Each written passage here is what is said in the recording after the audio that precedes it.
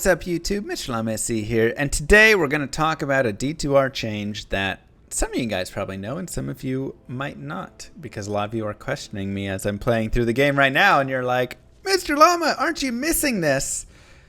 And no, we're not, so let's talk about it. What I'm saying here is, when you have killed Andariel, right, the good old Andy bug, the way bosses work in this game is when you kill a boss for the first time and you get the quest completion, you get better drops. Now, the way it worked in Legacy Diablo 2 is when you would get these better drops, there was a way to essentially glitch Andy so that she would always give you her quest drop. So every time you killed her again in the future, you would always get that. And that was by going home, going and talking to Wariv and traveling east, and you needed to do this before you left the game, and something would get messed up with the flag and how it got set, so you would always get that. But they actually changed it. So Andy Bug is no longer required because it always exists now.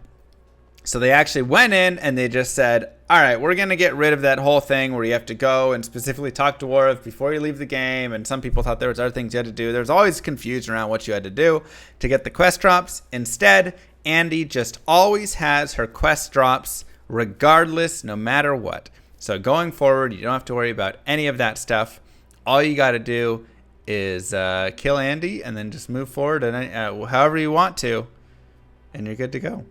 So that is that piece, and I actually do want to talk about one more thing that they actually changed in that recent patch where they fixed up a few things, and that is you can now change your gameplay settings to have your default bindings there. I think that might actually be how it was before, if I'm not mistaken. Yeah, regardless, I want to talk about this one as well because this is one that I recently was thinking about, and I didn't understand what this default key bindings was exactly, but then I realized, oh, all of my custom settings that I've been setting up are right here.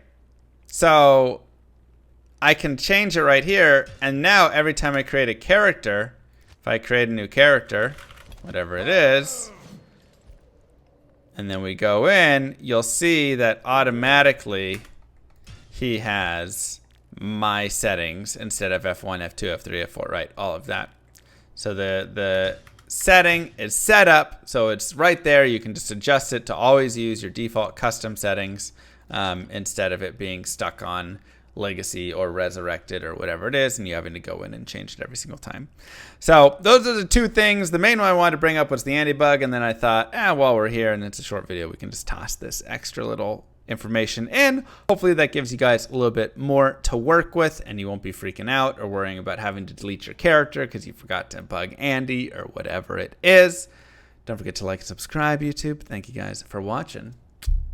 Peace, everybody.